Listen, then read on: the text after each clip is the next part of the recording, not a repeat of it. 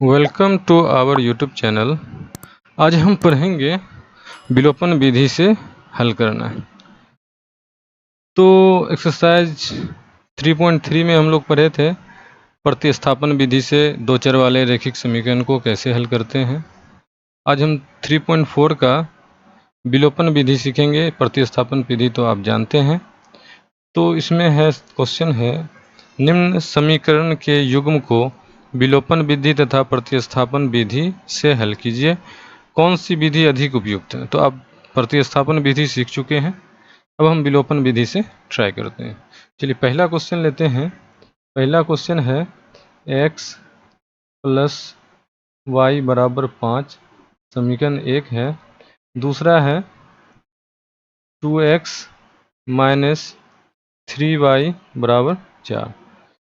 तो प्रतिस्थापन विधि में था कि पहले समीकरण से x या y को निकाल के दूसरे समीकरण में वही x या y का मान भर देना। चलिए आज जो है विलोपन विधि सीखेंगे। तो विलोपन विधि में हमको क्या करना पड़ेगा कि ये पहले समीकरण और दूसरे समीकरण को देखेंगे, x का गुणांक बराबर है या y का गुणांक बराबर है। अगर बराबर है तो दोनों को जोड़ने से ख़त्म होगा या दोनों को घटाने से ख़त्म होगा। तो इस तरह से x खत्म हो जाएगा तो y का मान निकल जाएगा, y खत्म हो जाएगा तो x का मान निकल जाएगा।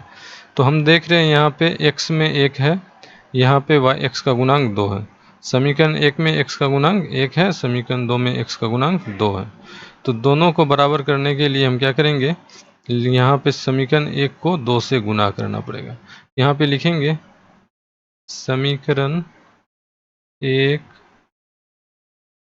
को 2 से गुना कर, इसको 2 से गुना कर देंगे और समीकरण 2 को घटाने पर, और गुना कर समीकरण 2 को घटाने पर। तो चलिए 2 से गुना करते पूरे समीकरण को, तो 2 गुने x कितना हो जाएगा, 2x प्लस 2 गुने y कितना हो जाएगा, 2y बराबर 2 पचे 10। ये हो गया। समीकरण 1 को 2 से गुना कर दिए, ये बात हो गई। समीकरण 2 को घटाना, समीकरण 2 इसके नीचे लिखते हैं, 2x माइनस 3y बराबर 4। घटाना क्यों लिखें, क्योंकि यहाँ पे 2x प्लस में है, यहाँ पे भी 2x प्लस में। अगर जोड़ना लिखते तो 2 2 4x हो जाता और 2 3 यहाँ पे प्लस माइनस है तो घटता, लेकिन एक y बच जाता। तो हमको तो ख़त्म करना है चाहे x या y। तो हम यहाँ पे घटाए, तो घटाने पे क्या होता है, चिन्ह बदल जाता है। यहाँ पे प्लस है तो हो जाएगा माइनस, प्लस 2 था तो माइनस 2 हो गया, माइनस 3 है तो ये हो जाएगा प्लस 3, अब प्लस 4 है तो ये हो जाएगा माइनस 4। ये चिन्ह बदल गया, तो ये 2x प्लस में 2x माइनस में घट के ख़त्म हो जाएगा। अब 2y भी प्लस में है, 3y भी प्लस में है, ऊपर वाले चिन्ह का अब कोई वैल्यू नहीं है, चिन्ह बदल गया है। तो प्लस में 2y प्लस में 3y मिल के हो जाएगा प्लस 5y। तो लिखते हैं 5y। 10 प्लस में 4 माइनस में है तो घटेगा, तो कितना बच जाएगा, 6 बच जाएगा। तो y बराबर क्या हो जाएगा, y बराबर हो जाएगा 6/5। y का मान निकल गया। अब y का मान किसी भी समीकरण में रखेंगे, चाहे 1 में या 2 में, तो x का मान निकल जाएगा। चलिए रखते हैं।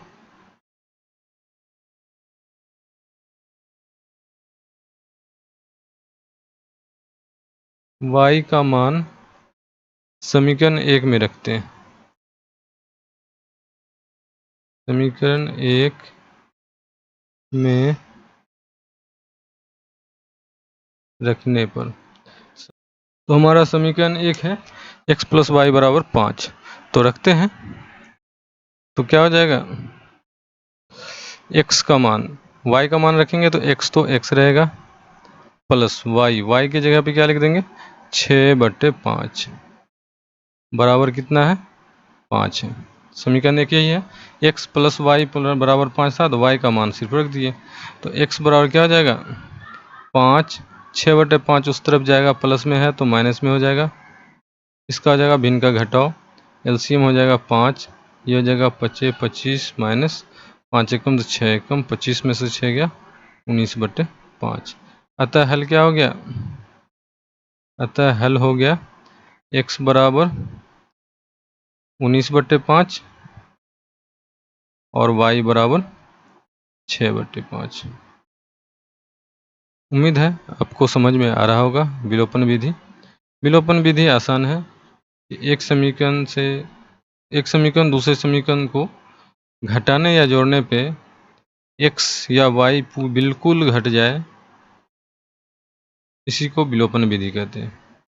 चाहे x को विलोप कर दें या y को विलोप कर दें, तो इसके लिए हमको कभी गुना भी करना पड़ जाता है किसी समीकरण को, किसी को गुना नहीं भी करना पड़ता है। चलिए उसी तरह देखते हैं दूसरे क्वेश्चन को। दूसरा क्वेश्चन है 3x प्लस 4y बराबर 10। समीकरण एक इसको मान लेते हैं। दूसरा है 2x माइनस 2y बराबर 2। ये समीकरण 2। चलिए पहले वाले समीकरण में हम क्या किए थे कि हम x को घटाए थे, इसमें अब y को विलोप करते हैं। तो y में यहाँ पे 4y है, यहाँ पे 2y है, तो इसमें सिर्फ 2 से गुना कर देंगे तो हमारा 4y हो जाएगा। तो हम क्या लिखेंगे यहाँ पे, समीकरण 2 को 2 से गुना कर समीकरण 1 से घटाने पर। तो 1 से घटाना है, समीकरण 2 को पहले 2 से गुना कर देंगे तो 2 दूना 4x हो जाएगा। पहले ऊपर एक समीकरण 1 लिख देते हैं, 3x प्लस 4y बराबर 10। ठीक, अब यहाँ पे हो जाएगा 2 दूना 4x माइनस 2 दूना 4y बराबर 2 दूना 4। अब यहाँ पे हम क्या देखते हैं कि घटाएंगे तो चिन्ह बदल जाएगा, 4y मिलके 8y हो जाएगा। तो हमको यहाँ पे घटाने की ज़रूरत नहीं है, यहाँ पे क्या लिखेंगे, जोड़ने पर। जोड़ने पर तो जोड़ते हैं तो कोई चिन्ह नहीं बदलता है, 3 और 4 जोड़ देंगे तो ये हो जाएगा 7x plus 4y minus 4y जोड़ेंगे तो घट के ख़त्म हो जाएगा। एक जब प्लस में एक माइनस में रहता है तो हर हाल में घटता ही है। यहाँ 10 भी प्लस में 4 भी प्लस में 10 4 14 हो जाएगा। ठीक, तो x बराबर क्या हो जाएगा, 14 बटा में चला जाएगा 7, 7 दूना 14 बराबर 2। x बराबर 2 निकल गया। अब उसी तरह x का मान रख देंगे किसी भी समीकरण में। रखते हैं समीकरण 2 में। चलिए लिखते हैं x का मान समीकरण 2 में रखने पर, समीकरण 2 में रखने पर समीकरण 2 क्या है, समीकरण 2 है 2x माइनस 2y बराबर 2। तो यहाँ पे x का मान कितना रखेंगे, 2, तो 2x है, 2x के जगह पे लिख देते हैं 2x का मान, माइनस 2y है तो 2y बराबर 2 है तो 2। ठीक, 2 दूना ये हो गया 4, ये हो गया माइनस 2y बराबर 2। 4 को बराबर के उस तरफ ले जाते हैं तो हमारा यहाँ पे है माइनस 2y बराबर 2, और 4 उधर जाएगा तो हो जाएगा माइनस 4, या माइनस 2y बराबर हो जाएगा, 2 में 4 घटेगा तो ये हो जाएगा माइनस 2, माइनस माइनस ख़त्म, 2 एकम 2 कट जाएगा तो y का मान हो जाएगा 1। अतः हल क्या हो जाएगा, अतः हल x बराबर कितना हो गया, 2 और y बराबर 1। यही हो गया आंसर। उम्मीद है आप बहुत ही बेहतर समझ रहे होंगे। चलिए एक और समीकरण से समझते हैं कि विलोपन विधि से कैसे हल किया जाए। अगला क्वेश्चन लेते हैं तीसरा क्वेश्चन है 3x माइनस 5y माइनस 4 बराबर 0। ये पहला समीकरण है। दूसरा है 9x बराबर 2y प्लस 7। ये दूसरा समीकरण।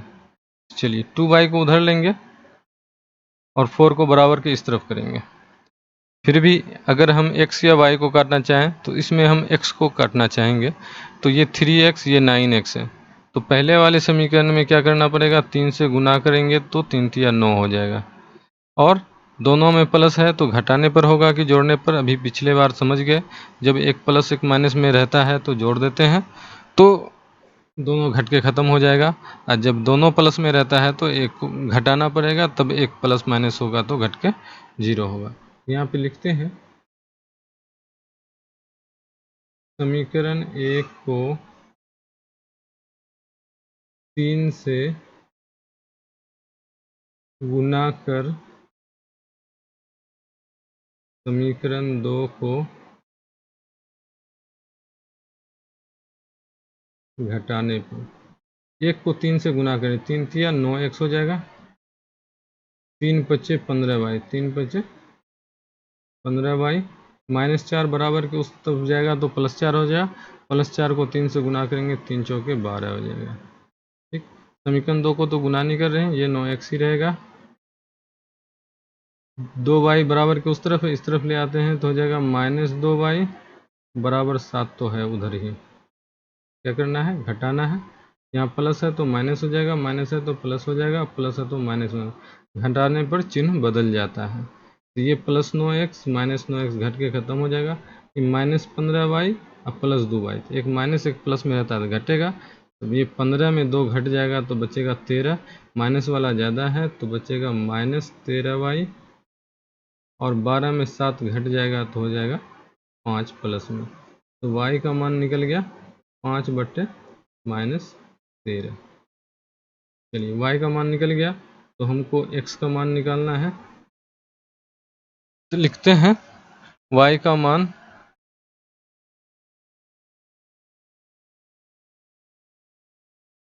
समीकरण किसी में भी रखेंगे, 1 में या 2 में रख देते हैं y का मान, तो x का मान निकल जाएगा समीकरण 2 में रखने पर। समीकरण 2 में रखते हैं तो समीकरण 2 है 9x बराबर 2, अब है y की जगह क्या लिखेंगे, 5/-13, 5/-13, उसके बाद क्या है +7। चलिए कटेगा नहीं ये, तो ये हो जाएगा हमारा 9x बराबर 5 दूना 10/-13 +7/1 लिख के भिन्न का घटाव जोड़ करते हैं, तो ये हो गया 9x बराबर एलसीएम हो जाएगा 13, 13 एकम तो 10 एकम -10 +1 13, 13 7 91, तो हो गया यह 9x बराबर -10 में 91 घट जाएगा तो हो जाएगा 81/13। ये 9 एकम 9, 9 नमा 81 कट जाएगा, इसलिए x बराबर हो जाएगा 9/13। अतः हल क्या हो जाएगा, x बराबर हो जाएगा 9/13 और y बराबर हो जाएगा 5/-13। यही हो जाएगा आंसर। उम्मीद है आप बहुत बेहतर समझ रहे होंगे विलोपन विधि से हल करना। विलोपन विधि ही सबसे आसान है, प्रतिस्थापन विधि से भी आसान है, इसलिए सबसे उपयुक्त अगर कोई पूछे तो वो सबसे उपयुक्त विलोपन विधि है, लेकिन सबकी अपनी अपनी जगह है। कहीं पे प्रतिस्थापन विधि आसान है तो कहीं पे विलोपन विधि आसान है। उम्मीद में है आप समझ रहे होंगे। अगर आप चैनल पर नए हैं तो चैनल को ज़रूर सब्सक्राइब करें। चलिए